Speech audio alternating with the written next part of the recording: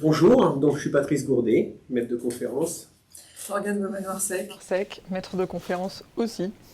Et en fait, on vous propose donc pendant une heure d'essayer de problématiser cette question de l'enseignement-apprentissage de la langue en milieu scolaire. On va essayer de repérer des tensions et on va essayer également de vous proposer des leviers. On sait bien qu'on ne pourra pas être exhaustif, mais on essaiera de problématiser, c'est vraiment notre objectif.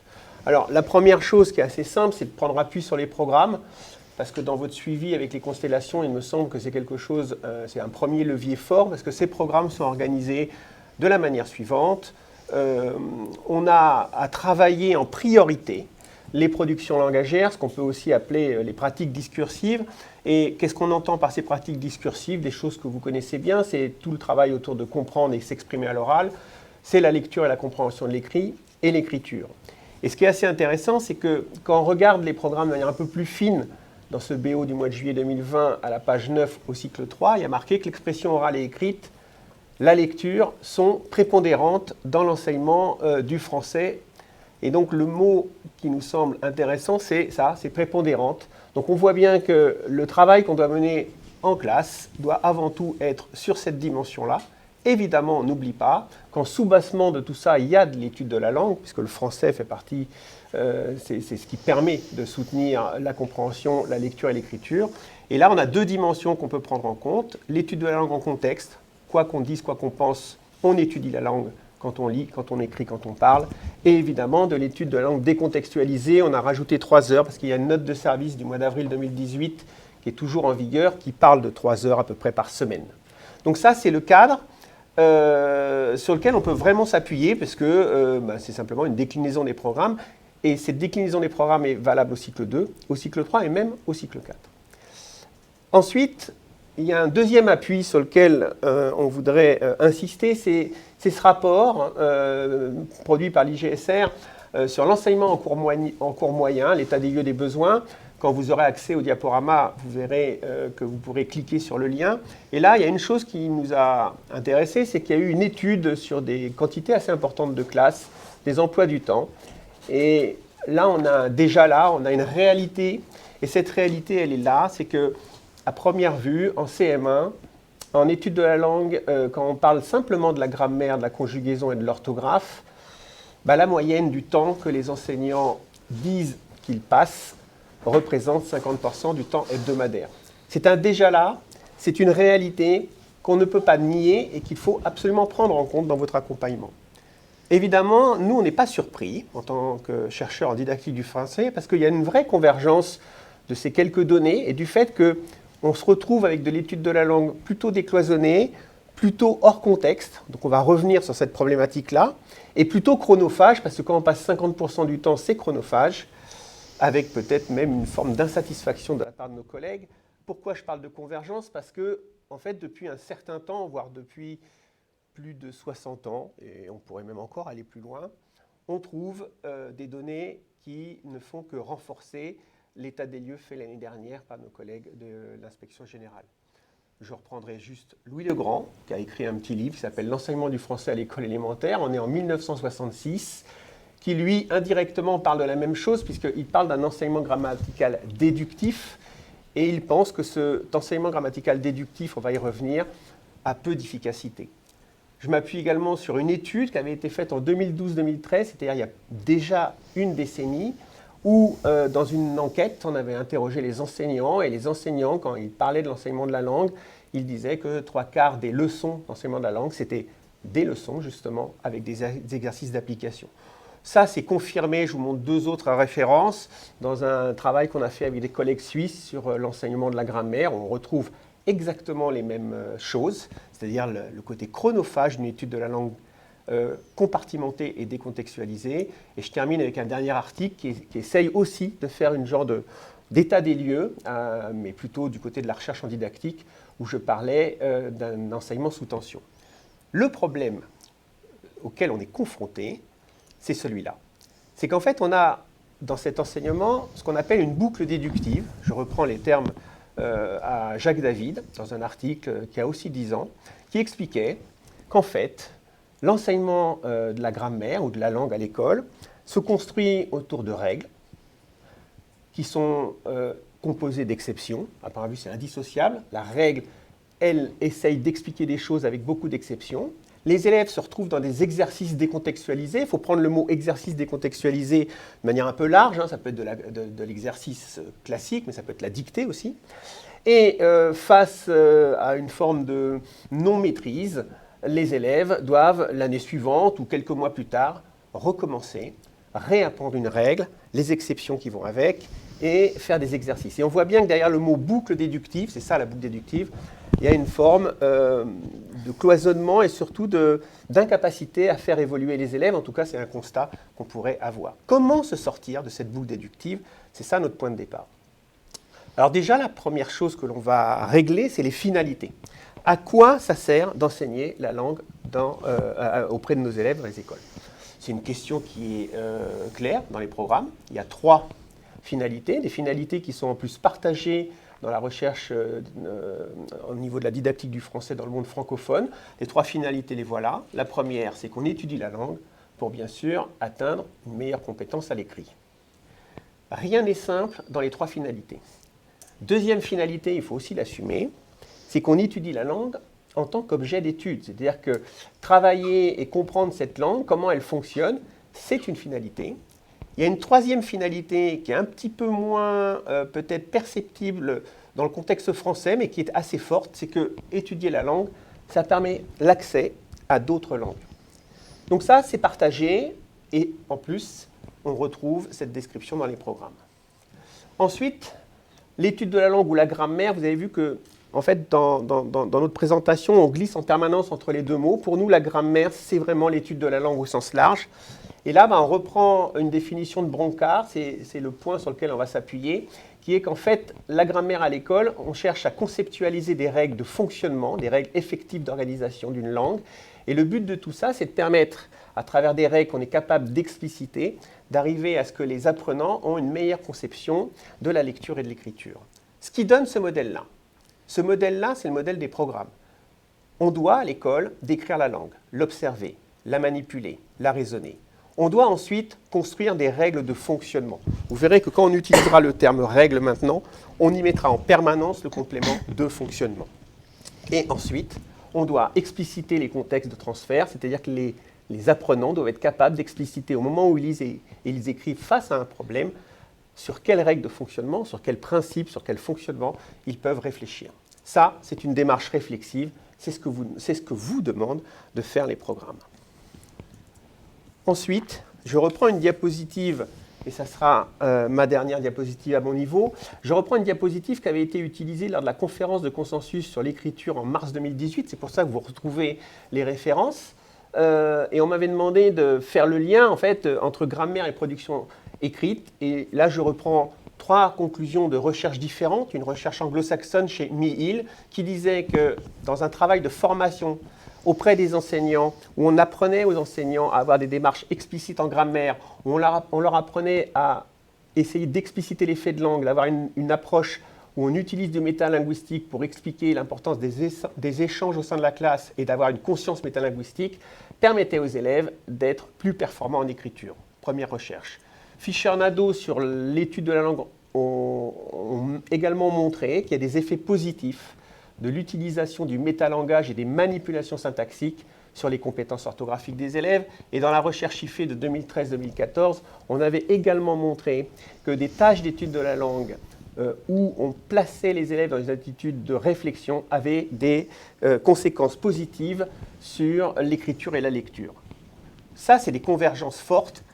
Favoriser chez les élèves un rapport à la langue plus réflexif, c'est, je pense, l'objectif qu'on devrait se donner quand on travaille la langue à l'école.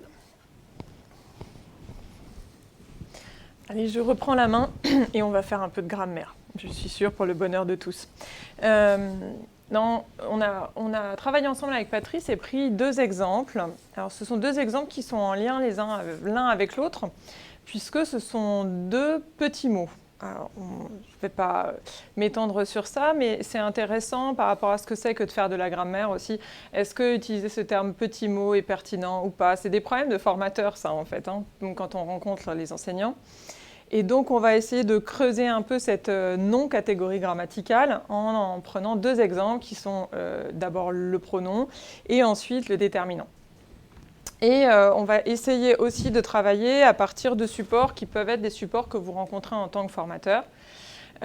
Ici, Patrice m'a gentiment prêté pour ma diapo une règle issue d'un cahier de règles d'une classe de CE2 qui provient d'une de ses recherches, qui est donc une règle intitulée « Identifier les pronoms personnels ». Alors, évidemment, si nous avons choisi cette règle, c'est parce qu'elle était intéressante à commenter et qu'elle propose des éléments qui sont problématiques. Ceci étant dit, je tiens à spécifier que ce n'est pas une règle exceptionnelle au sens où ce type de règle, on en rencontre dans de nombreuses classes. Nous sommes autour de cette table dans les intervenants des formateurs d'enseignants, on va dans les classes et ça, ce sont des choses que l'on rencontre extrêmement souvent. Et c'est assez intéressant de décortiquer déjà cette règle et de voir ce qu'elle dit, ce qu'elle ne dit pas et comment elle s'organise. Alors, une première remarque, donc la leçon s'intitule « Identifier les pronoms personnels ». Bon, pourquoi pas, et propose un tableau descriptif de formes. Alors, les formes qu'on trouve dans cette leçon, ce ne sont pas que des pronoms personnels, ce ne sont pas tous les pronoms personnels. Voilà, je pense que vous vous en rendez compte.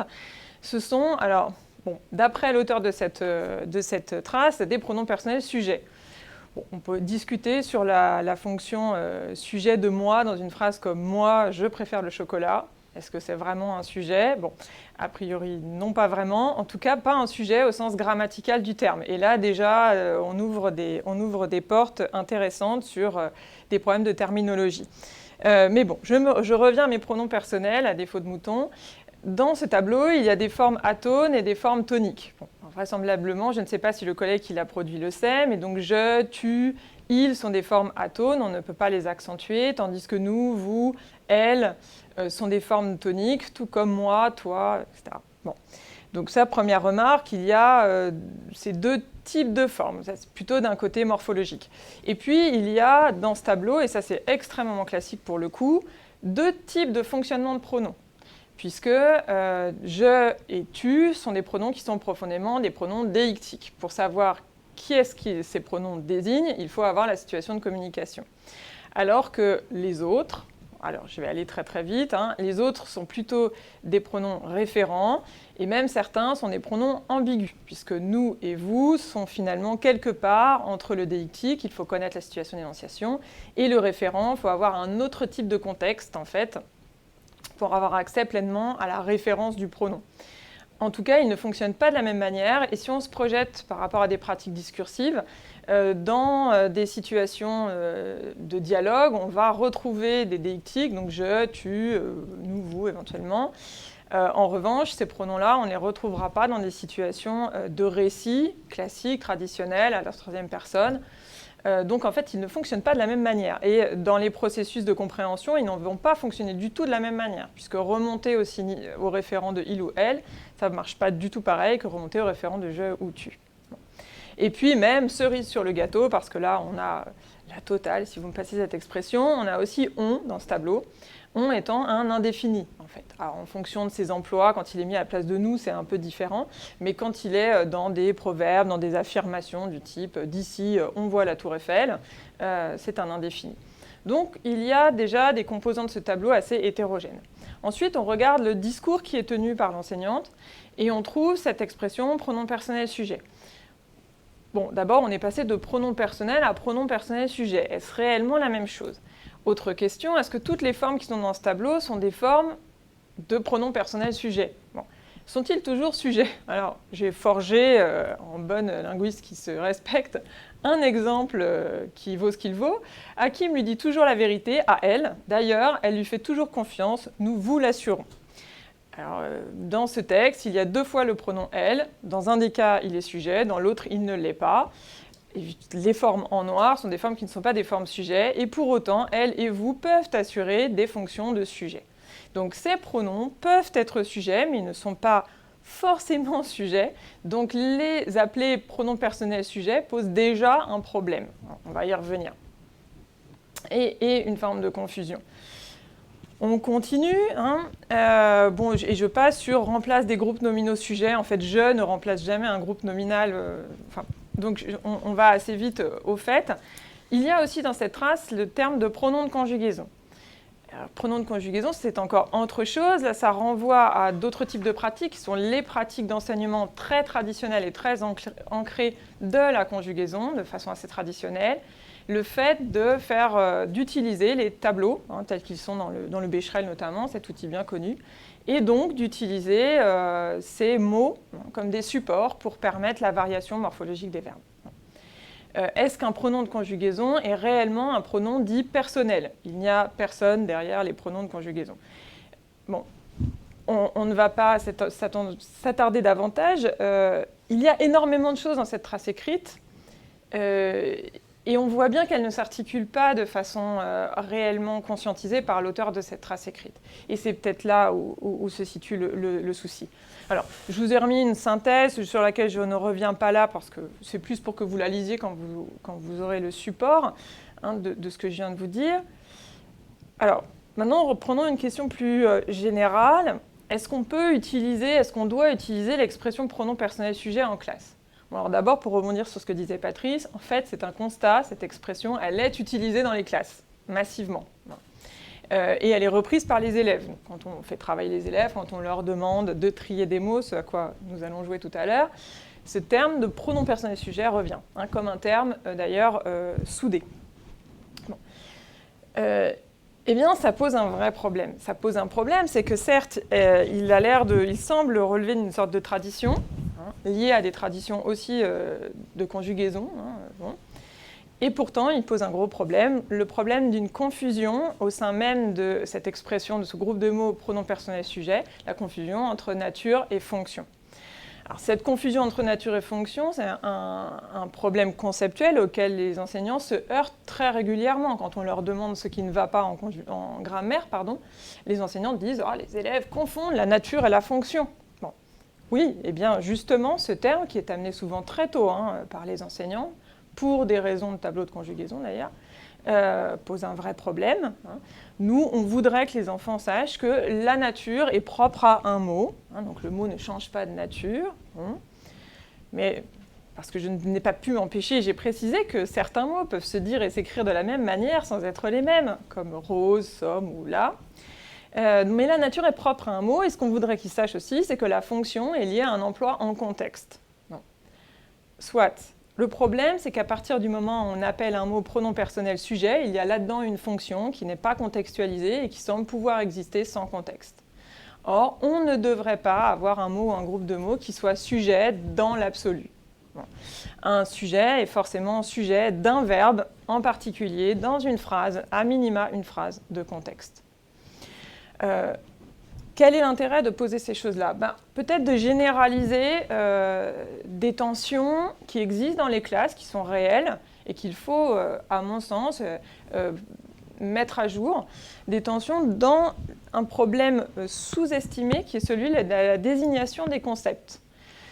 Je n'ai pas appris, et exprès avec Patrice, nous n'avons pas appris des choses très complexes, mais plutôt, au contraire, des notions qui sont fondamentales au sens de basique, amenées très tôt. Il faudrait faire en sorte que les enseignants conscientisent leur choix terminologique. Face à la trace écrite qui précède, il ne s'agit pas de juger ou d'avoir un point de vue axiologique, il s'agit de déconstruire la trace écrite, de montrer tout ce qu'il y a dedans et de faire en sorte de faire travailler les enseignants sur quels sont les choix qu'ils souhaitent réellement faire, non pas un peu au hasard d'une accumulation de choses qu'ils veulent mettre dans une trace, mais dans quel ordre je le fais, pourquoi je le fais, à quoi ça va me servir. Donc, conscientiser, ne pas subir la tradition, se méfier des apprentissages par liste, ça, je vais y revenir un peu plus longuement sur le déterminant, parce que, comme je l'ai dit, ils sont redoutablement efficaces, oui, parce qu'apprendre par cœur une liste, ça reste, c'est facile. La question est de savoir quel est le coût de cette liste ensuite, c'est-à-dire est-ce qu'on arrive à retomber sur nos pattes et est-ce que ça n'engendre pas des problèmes dans la construction des concepts? Parce que la liste est très restrictive en fait. Le meilleur exemple, c'est la liste des conjonctions de coordination. Personne ne sait comment ça marche ni à quoi ça sert, mais tout le monde sait mais où est donc Ornica. C'est une sorte de 1515 Marignan. Je vole cette comparaison à mon camarade. Donc, se méfier des apprentissages par liste. Et troisième vraiment idée qu'on pourrait garder, sous-peser le prix des simplifications. La transposition didactique est un art difficile. Il faut simplifier. La question, c'est comment on simplifie et est-ce que la simplification, parfois, n'engendre pas plus de problèmes qu'elle ne solutionne, en fait, d'enjeux. Le fait de parler de pronoms personnels sujet est une sorte de facilité, de rapidité qui, en fait, pose énormément le problème, comme une première savonnette entre nature et fonction que l'on tendrait aux élèves et sur laquelle, évidemment, ils ne peuvent que glisser. Juste une petite incise de ma part. Donc, il existe une terminologie grammaticale. Il y a certains points en tant que didacticien sur lesquels on a des questions, mais ce qui est clair, c'est que dans cette terminologie grammaticale, à nouveau, vous avez des points d'appui en formation, rien que sur les principes annoncés à la page 4. Sur ces principes, il y a marqué que toute structure grammaticale est composée d'éléments en relation avec d'autres éléments. Les éléments, on les cite, ce sont les mots et les groupes de mots, et ils sont classés selon leur nature.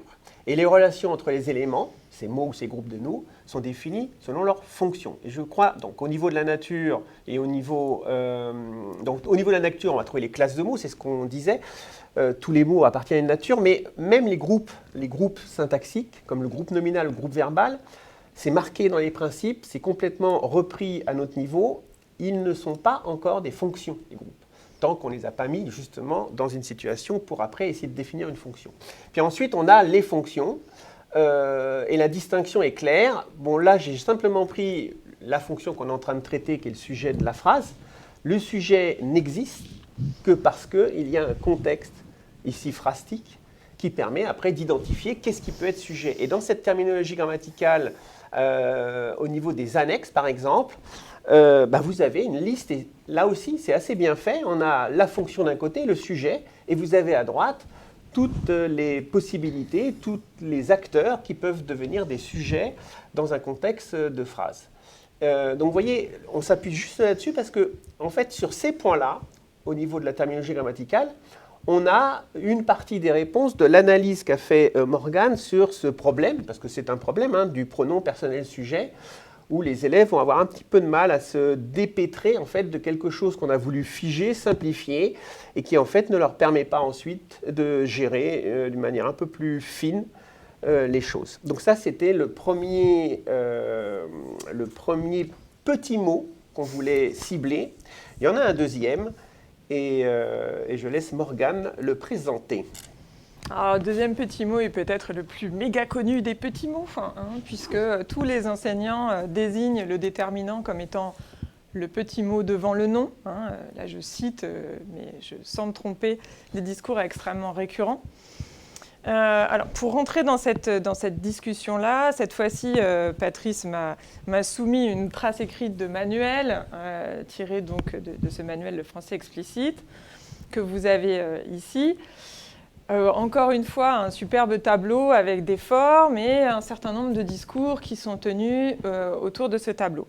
Bon, nous ne reviendrons pas ici sur la question pourtant souvent problématique des moyens d'enseignement qui sont fournis aux enseignants. C'est une question un petit peu douloureuse quand même, il faut le dire, puisqu'il faut savoir que quand nous faisons de l'analyse de manuel, on ne va jamais chercher tout au fond du tiroir un manuel problématique. On prend le premier qui passe, le plus fréquent, et en général, nous ne sommes pas déçus. Donc, c'est donc un manuel de CE2 qui porte, cette leçon porte sur les déterminants. Le module s'intitule « Les classes grammaticales ». Bon, très bien. Voilà. Ce que l'on y voit, c'est ça, à savoir une règle déductive, ce dont vous parlez, Patrice, il y a quelques instants, qui visiblement se pose un objectif descriptif et terminologique, puisqu'il y a plusieurs métatermes qui vont apparaître dans cette trace écrite, et qui propose des exemples. Bon, d'accord, soit. Nous retrouvons avec beaucoup d'émotion l'expression des petits mots placés avant le nom. Alors juste pour une petite anecdote, dans un travail de recherche, j'ai essayé de savoir quand s'arrêtaient les petits mots. Eh bien, je vous le dis, les enfants sont absolument clairs et nets sur cette chose. C'est 3. Hein. Plus de 3 lettres, ce n'est plus un petit mot. À 4, on rentre dans la sphère des autres mots. Ils sont plus petits.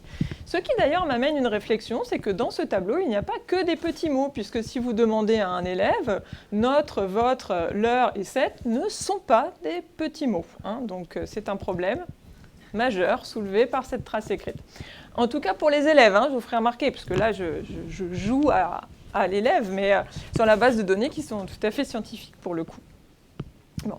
Ce qu'on voit, c'est que sont définis les déterminants, avec cette idée de petits mots, et puis la notion de genre, la notion de nombre, quelques exemples qui clairement sont orientés par des perspectives qui sont plutôt des perspectives orthographiques, puisque insister sur des notions de féminin, singulier, pluriel, on voit un peu l'orientation, et puis un tableau à différentes formes.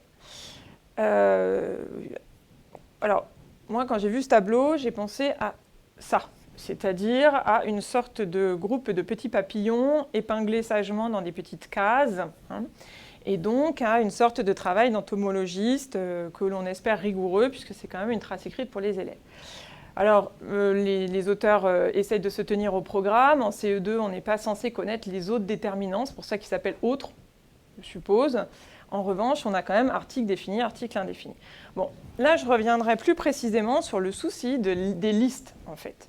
Le souci de la liste ici, c'est que, vous voyez dans le tableau où sont les papillons, sous chaque papillon, il y a un nom de papillon qui est correct, c'est-à-dire on regarde le papillon, son nom, et c'est bijectif. Hein, c'est-à-dire que quand ça ressemble à ça, ça s'appelle toujours comme ça. Et bien là, on a un problème, Houston, assez net, à savoir que le, la, l'apostrophe et les ne sont pas forcément des articles. Et là, évidemment, je ne vous apprends rien, voire même, je ne fais que souligner, mettre le doigt dans une plaie ouverte depuis longtemps, à savoir la difficulté des élèves à faire la différence entre les pronoms personnels en fonction de compléments positionnés devant le verbe et ce type de déterminant particulier que sont les articles. Bon.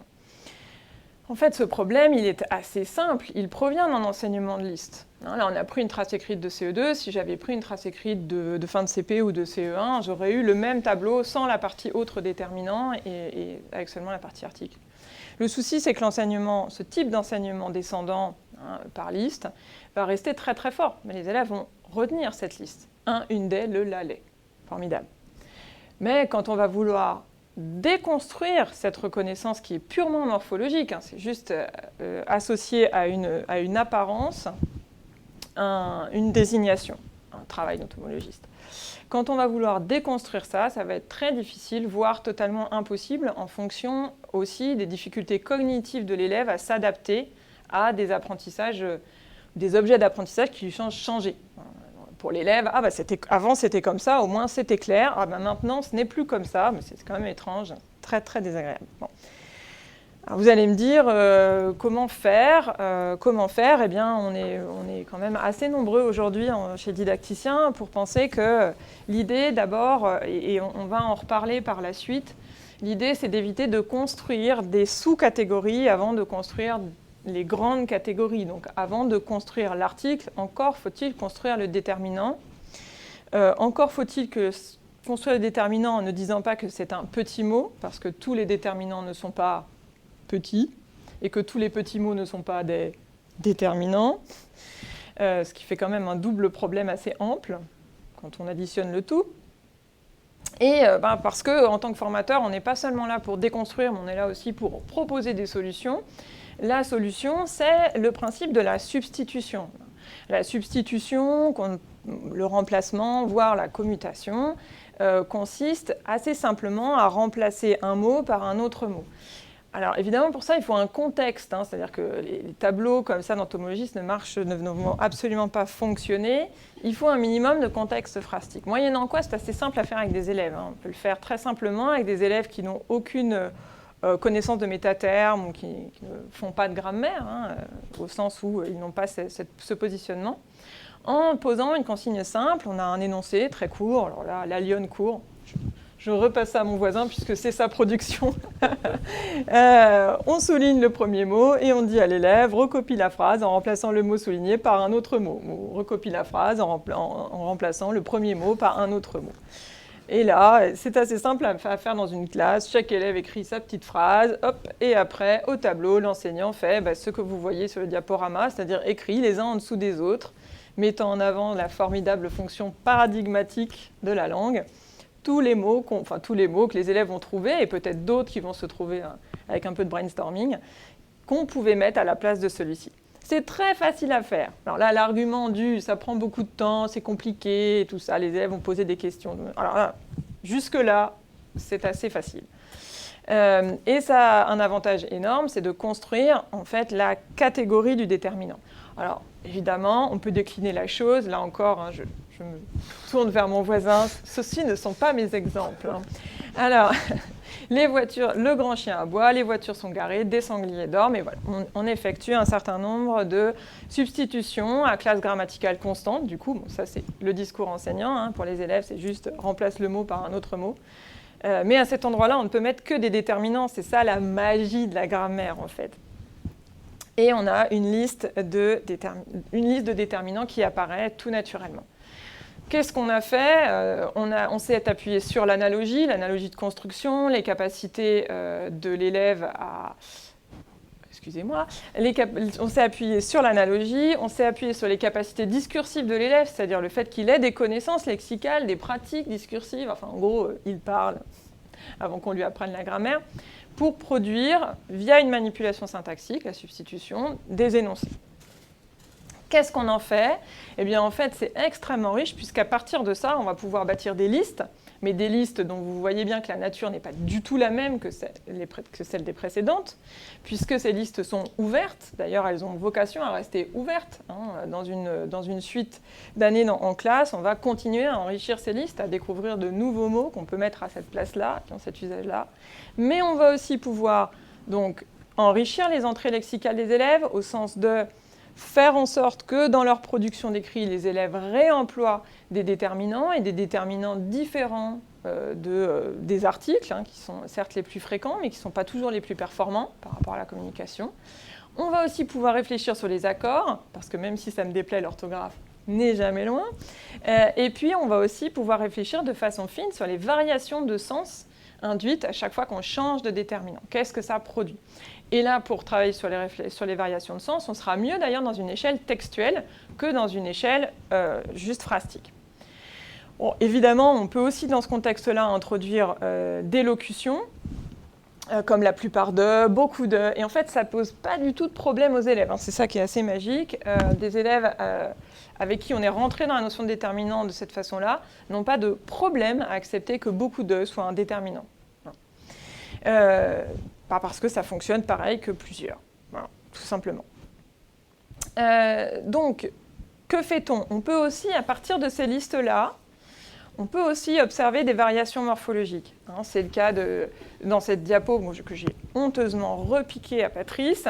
C'est le cas d'une observation sur les variations du déterminant interrogatif quel, qui évidemment s'accorde très précisément avec le nom qu'il qualifie, enfin avec le nom qu'il détermine, pardon. Et lapsus révélateur, mais ce serait trop long à vous expliquer. Et donc, on va retrouver et on va pouvoir, finalement, si on le souhaite, on peut reconstituer des tableaux morphologiques après ce travail-là. C'est possible, c'est ça que je voulais vous dire. C'est possible de reconstituer des tableaux morphologiques, de voir comment les déterminants, chaque type de déterminant va se constituer en famille. Donc, en gros, on va constituer ensuite des sous-catégories de déterminants à partir de ce travail-là, de façon très simple, en fait. Comme si on retriait des éléments qu'on a déjà récoltés. Le principe est assez simple. Le principe, c'est de prendre la catégorie des déterminants dans son ensemble, de montrer son fonctionnement, de montrer aux élèves ce que ça produit, ce que ça permet de faire fonctionner, en l'occurrence faire entrer le nom dans le discours, même si ce n'est pas comme ça qu'on leur dit, mais c'est ce qu'ils vont expérimenter, et les différentes façons dont ils rentrent dans le discours. Et on peut, in fine, retomber sur des tableaux morphos avec des classements de déterminants, indéfinis, possessifs, etc., autant qu'on veut. Mais vous voyez bien que le chemin n'est pas du tout le même. c'est encore moi. Et pour illustrer le propos, on s'est appuyé sur, là aussi, des ressources pour vous, alors, pour vous, formateurs, pour les enseignants, mais pour les enseignants, si vous les introduisez, c'est forcément beaucoup plus intéressant, une fois de plus, c'est toujours pareil. En fait, les ressources existent, on le sait, sur le site EduScol, sur la banque de séquences didactiques dont on va parler, il existe nombre de ressources qui sont très intéressantes. Mais on sait que le souci, c'est que ces ressources, elles nécessitent une médiation, en fait. Cette médiation, tous les formateurs l'expérimentent, elle n'est pas si simple que ça. Voilà. Être un passeur de ressources, c'est un métier. Oui, et un beau métier. Et en l'occurrence, il ne suffit pas de dire « voilà, allez voir là », il faut aussi intégrer ce type de ressources. Là, il se trouve que ça provient de la banque de séquences didactiques, que vous connaissez sûrement, qui est une ressource présente sur Canopé, donc une ressource de statut officiel. Il y a énormément de choses, peut-être vous y avez été, vous l'avez suggéré pour préparer l'atelier, dont un mémento de classe de mots. Ce mémento de classe de mots, il essaye de vous donner des propriétés, de montrer les propriétés pour chaque classe de mots de manière globale, donc le déterminant globalement. Et cette ressource-là est intéressante parce qu'elle va quand même jusqu'à titiller des points qui peuvent être problématiques. Par exemple, on le sait, la question des prédéterminants et des post-déterminants est un problème quand on travaille avec les élèves. Alors, vous en avez l'exemple à la fin, vous regarderez calmement, mais tous mes amis, mes 3 chats, ces choses-là, c'est toujours compliqué à régler et ça met assez mal à l'aise les collègues. Bon, d'ailleurs, les linguistes aussi, on n'est pas d'accord. N'empêche, voilà, là, vous avez l'exemple d'une ressource. Si vous en transmettez la référence, ça ne marche pas. Si vous mettez ça en regard d'une trace de manuel, par exemple, des choses comme ça, là, ça fonctionne parce que ça permet d'interroger la trace de manuel, ça permet d'interroger ce qu'on va faire comme choix. Et là, tout de suite, on construit de la compétence professionnelle. Et hop, je repasse la main. On va maintenant aller vers la fin de cette intervention. On a décidé de faire 2 diapositives autour des dilemmes et tensions, parce que c'est ça qu'on a essayé de pointer, et là on va essayer de vous proposer une synthèse. On pense qu'il y a des dilemmes et tensions où il y a des choix à faire. Il n'y aura pas la possibilité de les articuler, et on pense qu'il y a des dilemmes et tensions, dès qu'on parle d'enseignement-apprentissage de la langue, où là il y a des articulations à trouver. Alors moi je vais m'occuper des choix, alors là où il faut donner un coup de serpe, et Morgane, qui est plus diplomate que moi, fera les dilemmes et tensions autour des articulations. Alors on a repéré 3 endroits où obligatoirement il y a des choix à faire. Ça veut dire qu'en tant que formateur, il faut repérer en fait où se situent les collègues avec qui vous travaillez, parce que vous savez qu'il va y avoir un moment de rupture. Première chose, on a en gros une forme d'opposition entre ce qu'on appelle une grammaire prescriptive, transmissive, ce qu'on a appelé la boucle déductive. Vous savez, il suffit d'apprendre une règle et de l'appliquer, donc une démarche très applicationniste, qui a un énorme intérêt, c'est qu'on peut aller très très vite. Vous savez, avec 5 leçons, on peut faire tout le programme.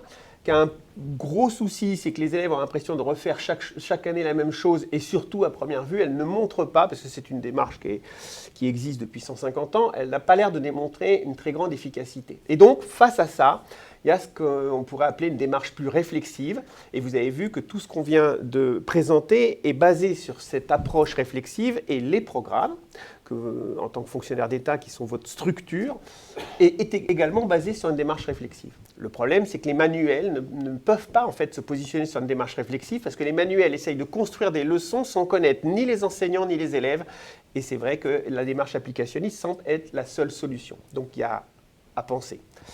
Deuxième tension dans laquelle... Alors évidemment, j'ai fait une flèche.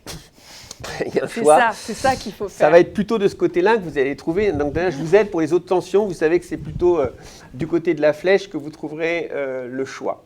Deuxième tension, c'est que partout, que ce soit dans l'étude des collègues inspecteurs généraux, mais nous aussi, quand on regarde les emplois du temps, quand on regarde les manuels, quand on regarde les cahiers de règles, on trouve ces 4 entrées, ou des fois, il n'y en a que 3, c'est grammaire, conjugaison, orthographe, et des fois, le vocabulaire est mis de ce côté-là, ou des fois, le vocabulaire est mis plutôt du côté de la compréhension. Donc, ce qu'on appelle la quadripartition ou la tripartition. Bon, ça c'est un modèle qui, à première vue, ne distingue pas. C'est la même chose qu'on propose aux collègues pour qu'ils réfléchissent à l'enseignement et c'est la même chose qu'on propose aux élèves quand ils doivent structurer leurs propres outils. La seule question qu'il faut poser, même à des élèves de CM1, CM2, c'est quoi la grammaire, c'est quoi l'orthographe, c'est quoi la conjugaison, ils s'en sortent pas trop mal, mais sur la distinction entre grammaire et orthographe, c'est des grands moments de solitude si on pose la question. Moi, j'ai déjà eu des élèves qui m'ont dit c'est simple, quand il y a G sur la fiche, c'est grammaire, quand il y a O sur la fiche, c'est orthographe. Évidemment, c'est un peu plus compliqué que ça. Donc là aussi, il y a sûrement un choix à faire et là, il suffit à nouveau de se tourner vers les programmes. Les programmes proposent des entrées qui ne sont pas les entrées pour les élèves, ce sont des entrées pour l'enseignant, pour qu'il réfléchisse à son action pédagogique, qui sont autour de la maîtrise entre la relation entre l'oral et l'écrit, identifier les constituants de la phrase, j'ai pris le cycle 3, acquérir l'orthographe grammaticale, enrichir le lexique, acquérir l'orthographe lexicale. C'est assez précis et c'est assez complémentaire, à la différence de la quadripartition qui n'est absolument pas complémentaire. On peut trouver en grammaire des choses qui sont en orthographe, etc. Évidemment, pour les élèves, on peut avoir une autre entrée, qui est une entrée qu'on a déjà proposée, qui est une entrée au niveau des dimensions, parce que quand on travaille sur le mot, on a des dimensions plutôt autour de l'orthographe lexicale ou de la compréhension lexicale. Quand on travaille sur la phrase, on a les groupes de mots qui rentrent en jeu, on a la relation de fonctions phrastiques, puis après on a la dimension textuelle. On pense que ça peut être une organisation bien plus intéressante et plus performante pour les élèves, pour qu'ils comprennent en fait ce qu'ils font. Donc là aussi, un choix à faire, la flèche est de ce côté-là.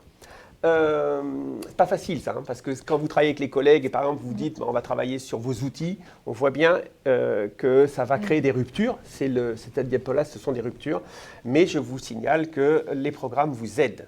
Enfin, dernière rupture, que je répète souvent en conférence, c'est qu'à un moment ou à un autre il faut choisir entre vouloir enseigner l'exhaustivité de la langue ou chercher une forme d'efficacité en appui sur les régularités. Là aussi, il n'y a pas de question à se poser. Il faut aller sur les régularités, quitte à ce que certaines régularités entraînent dans le travail qu'on mène avec les élèves des choses qu'on ne dit pas aux élèves.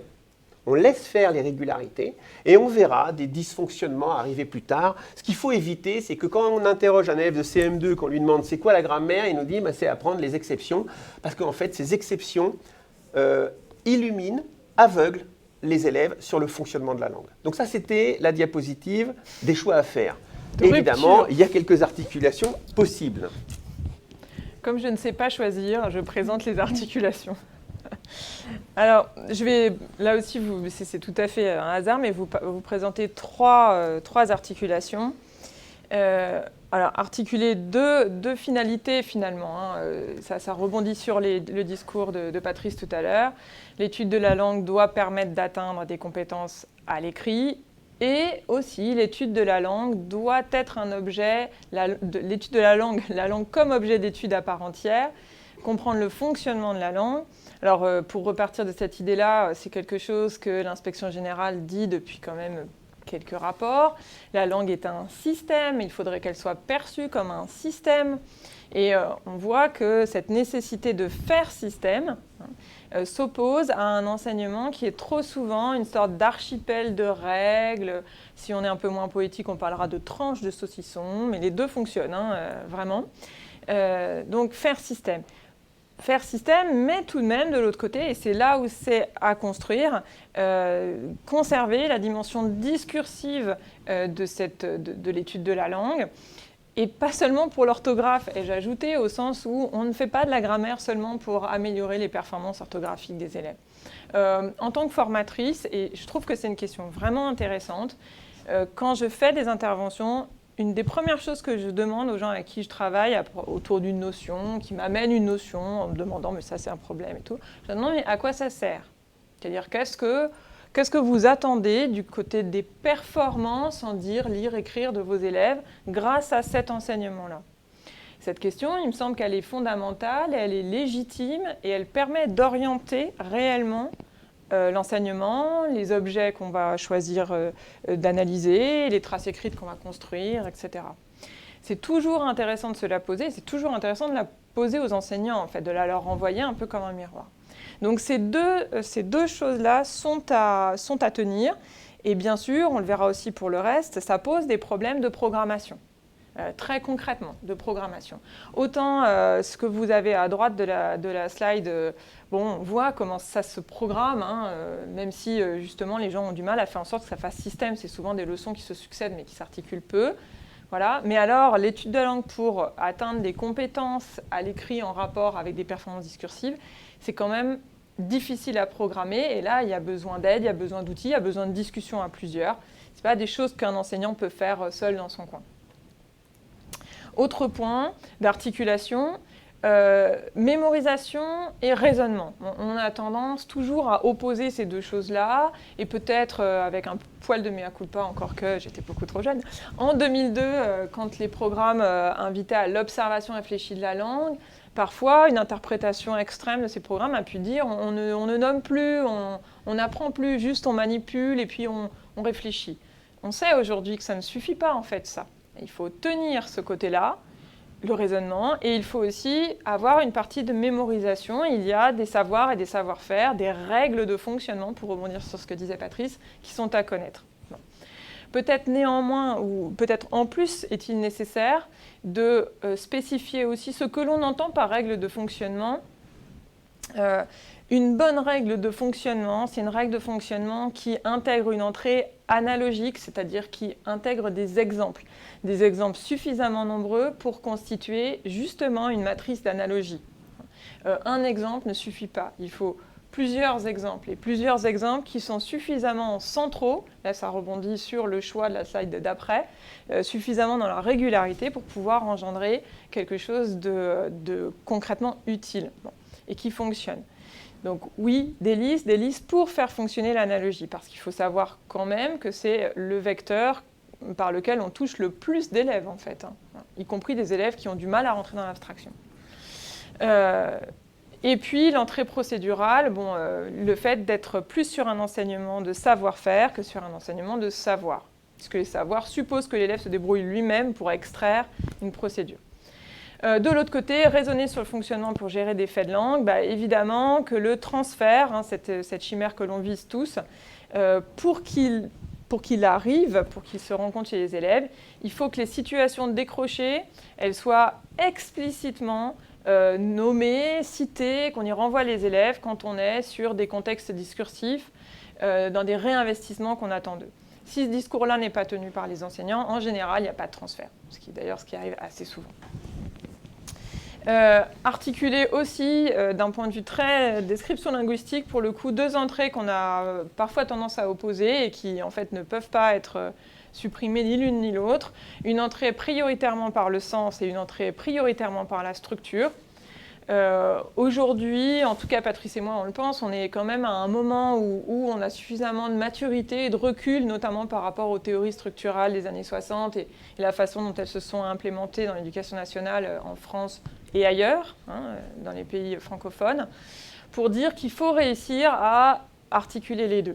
Entrer par la structure, ça sert à différencier, on en reparlera peut-être, ou vous aurez en parlé dans les ateliers, l'acceptabilité grammaticale et le critère de vérité. Un énoncé peut être correct grammaticalement et ne rien signifier a priori, ou plutôt c'est parce qu'il est correct grammaticalement qu'il va faire sens. Voilà. Mon exemple fétiche étant « la baleine est montée sur la montagne ». Voilà. Vous voyez tous la baleine, la montagne. Voilà. La grâce de l'acceptabilité grammaticale, comme ma phrase est acceptable grammaticalement, elle engendre une image. Et l'entrée prioritairement par le sens, oui, on va articuler les deux parce que quand on va recontextualiser des énoncés, quand on va réécrire, modifier des textes, pour prendre quelque chose de très concret, rajouter des adjectifs dans un texte, on va les ajouter parce qu'on a un propos très pragmatique qui est d'améliorer ce texte, de faire en sorte qu'il soit plus drôle, plus effrayant, plus convaincant et autres. Donc les compétences rédactionnelles ne peuvent pas s'engager sans être dans une entrée qui est aussi une entrée sémantique. Il paraît que je suis en retard. Non, ça va aller. On va aller assez vite là sur une diapo et parce que vous aurez accès au diaporama parce qu'on vous a mis aussi une petite bibliographie qu'on va passer très vite. Ne soyez pas frustrés, ça va aller très très vite, mais vous y aurez accès après pour aller vers la présentation de l'atelier et on se terminera sur l'ouverture vers l'atelier. On va juste synthétiser. Vous voyez bien que le petit bonhomme, il a un gros boulet, parce qu'on sent bien que quand on parle de l'enseignement de la langue à l'école élémentaire française, il y a beaucoup de choses qui empêchent, nous semble-t-il, des vrais changements. Alors, on va les citer. Il faut bien sûr, vous avez compris, inscrire l'étude de la langue dans le processus de lecture-écriture. Bien sûr que, et ça rejoint l'attention à articuler, on propose des activités pour analyser la langue en tant qu'objet. Et quand on fait ça, il faut justifier, argumenter, analyser, classer. On peut travailler à partir d'énoncés normés, mais on peut aussi travailler à partir de graphie des élèves, qui est souvent moins normé. Le principe, c'est toujours le même, expliciter, faire expliciter. On a encore un souci, nous, en tant que chercheurs en didactique, c'est quand même la question de la terminologie. On pense, et c'est un chantier, qu'il faut utiliser une terminologie rénovée, construite sur une description modernisée de la langue. Qu'est-ce que ça veut dire? Ça veut dire qu'on pense qu'il y a encore un travail, on se tourne là vers le ministère, et je pense qu'il y a encore un travail sur la terminologie parce qu'on ne peut pas, on a essayé de le démontrer, jouer avec des termes par exemple en concurrence qui veulent dire la même chose. Je ne donnerai pas d'exemple, mais peut-être que vous en avez. Donc les diapos que je passe rapidement sont celles-ci. C'est de la référence. Ça, c'est des références qui nous concernent, nous, Morgane et moi, mais vous avez des liens, donc vous verrez, vous n'aurez plus qu'à cliquer. Et autre référence, ce sont des outils didactiques qui sont à votre disposition. Là aussi, ne soyez pas frustrés, vous aurez des liens. Vous aurez le lien en voyant ça. Donc il y a quand même pas mal de choses en fait autour de nous qui servent de ressources, mais on est bien d'accord que, je reprends le terme, vous êtes sûrement des passeurs de ressources. Parce qu'en fait, il y a beaucoup de ressources et peut-être que les enseignants pris dans leur polyvalence n'ont pas tant de temps que ça à passer du temps sur des ressources. On termine avec la présentation de l'atelier. Alors, certains d'entre vous me connaissent et savent que le trait de mots à visée grammaticale est quasiment un doudou chez moi, une sorte d'objet transitionnel vers l'âge adulte. Pour ceux qui ne le connaîtraient pas, peut-être vous l'avez vu en préparant l'atelier de cet après-midi, sinon vous allez le voir lors de l'atelier qui vient. L'idée du trait de mots à visée grammaticale, c'est que c'est un dispositif qui prend vraiment la langue comme objet d'étude. Donc on est du côté de la langue comme objet d'étude à part entière. On est dans une situation, on est en laboratoire, on est in vitro. Ce dispositif, il rebondit sur la recommandation du rapport de l'IGSR, à savoir encourager les pratiques de manipulation de la langue en partant d'un corpus, des manipulations mises au service de la réflexion sur le corpus, des activités de classement. Alors en fait, on est exactement là-dedans. Ce trait de mots, je l'ai emprunté, et nous l'avons emprunté, puisque c'est aussi un outil de Patrice, à Carole Tisset, dont vous retrouverez ici l'ouvrage et donc l'origine en fait de ce dispositif, puisque c'est elle qui l'a inventé. Pourquoi c'est un levier de formation et pourquoi on a choisi de vous le présenter à vous, formateurs? C'est un dispositif de classe, donc à faire avec des élèves. On peut le faire avec des adultes, mais c'est beaucoup moins intéressant, on en discutera si vous voulez. Pourquoi? Parce qu'en fait, d'abord, c'est une activité qui met les élèves en recherche. Alors, c'est une situation qui nous intéresse en tant que formateurs, puisqu'évidemment, ça ouvre des perspectives sur... C'est une situation problème, pour reprendre un terme de didactique bien connu de vous. C'est une situation qui va permettre d'accéder à des représentations, à des procédures, à du savoir et des savoir-faire en marche. Autre chose qui en fait un bon levier de formation, c'est une activité qui permet d'accéder aux représentations des élèves sur les classes de mots. Alors, c'est bien d'accéder aux représentations des élèves sur les classes de mots, c'est encore mieux quand ce sont les enseignants qui accèdent aux représentations de leurs élèves sur les classes de mots. Ça peut même être assez violent. Il est bon de prévenir les participants, puisque ce que l'on y trouve est rarement ce que l'on pensait y trouver. Patrice et moi avons beaucoup joué à ce jeu de sadique, il faut bien l'avouer, qui consiste à dire aux enseignants « Allez, faites-le et revenez me raconter ». Voilà. Et autre chose qui en fait un bon levier de formation, c'est une activité qui s'appuie sur l'argumentation. Donc on demande aux élèves de justifier leur choix, d'utiliser des manipulations, éventuellement des substitutions. Bon, ça, c'est plus quand on est dans une continuité de pratique de cette activité-là. Et puis, donc, on a accès par ce biais-là aux procédures de reconnaissance des classes grammaticales que possèdent les élèves. En gros, comment ils s'y prennent. C'est une tâche très ouverte. Alors, on vous avait donné la référence en amont, je suppose qu'elle vous est parvenue. On avait fait, il y a quelques années de ça, Corinne Gomila et moi-même, une banque de séquences didactiques avec une collègue, enfin plusieurs collègues, mais surtout une collègue du premier degré, qui vous propose énormément de ressources autour du tri de mots, à la fois de description du dispositif, de vidéos de mise en place en classe, mais aussi d'analyse des ressorts de ce dispositif. Et nous vous proposons en fait un atelier qui utilise ce tri de mots et qui vous permet de se poser la question aussi de la progression des apprentissages, de ce qu'on attend des élèves, une grosse question sur le choix des corpus, le choix des énoncés qu'on soumet aux élèves quand on veut faire de la grammaire. Grosse question. Et puis, un autre questionnement, vous verrez, sur la trace écrite qu'on attend suite à ce type d'activités. Activités qui sont vraiment des situations de problème, qui ne proposent pas de correction à la fin de l'activité. Et donc, qu'est-ce qu'on en fait? Quel type de trace écrite on produit suite à cette activité-là? Donc voilà, la présentation de l'atelier. Pour terminer, un petit mot d'Antoine Rivarol. Ceux qui me connaissent savent que je le sors très régulièrement. Ça vient des fragments et pensées littéraires. La grammaire étant l'art de lever les difficultés d'une langue, il ne faut pas que le levier soit plus lourd que le fardeau. Donc ça, c'est le petit dessin pour illustrer. Et bien maintenant, place à l'atelier. Et à tout à l'heure. Oui. Merci. Merci beaucoup.